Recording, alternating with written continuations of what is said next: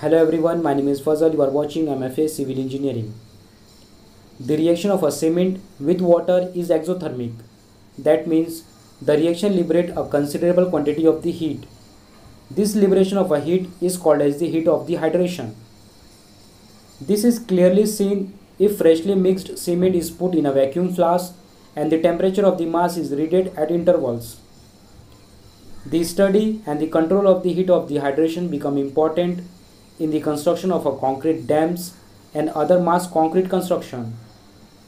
It has been observed that the temperature in the interior of the large mass concrete is 50 degrees Celsius above the original temperature of the concrete mass at the time of the placing, and this high temperature is found to be continuous for a long period. On mixing cement with water, a rapid heat evolution takes place within a minute.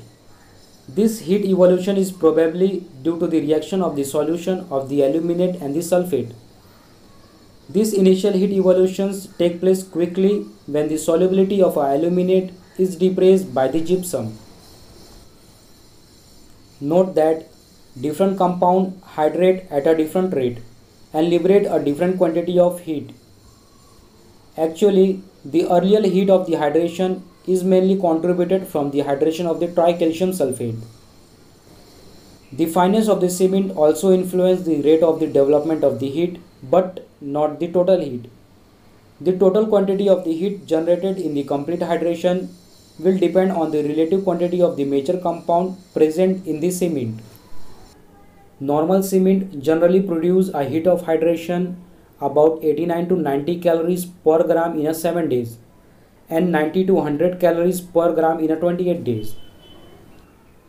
The hydration reaction is faster in an earlier stage when water is added and continues indefinitely at a decreasing rate. The complete hydration cannot be obtained under the period of the 1 year or more unless the cement is very fine grounded and regrounded with the excess of the water to expose the fresh surface at the interval. Otherwise, the product obtained shows unattacked core of the tricalcium silicate surrounded by the layer of the hydrated silicate. It has been observed that after 28 days of the curing, cement grain have been found to have hydrated to a depth of only 4 micron.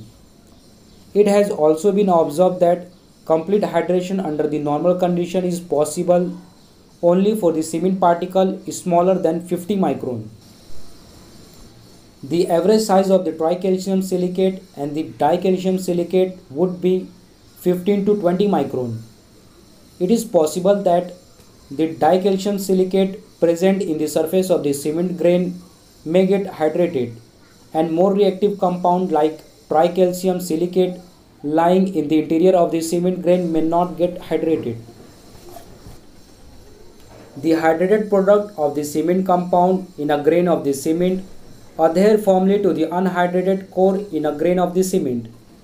That is to say, unhydrated cement left in the grain of the cement will not reduce the strength of the cement mortar or the concrete, as long as the product of the hydration are well compacted. Nowadays, high performance concrete is made with a water cement ratio in a range of 0.25. In this case, it is possible that considerable portion of a cement grain remain unhydrated in the core and only surface hydration take place. The unhydrated core of the cement grain can be deemed to work as the fine aggregate in the whole system.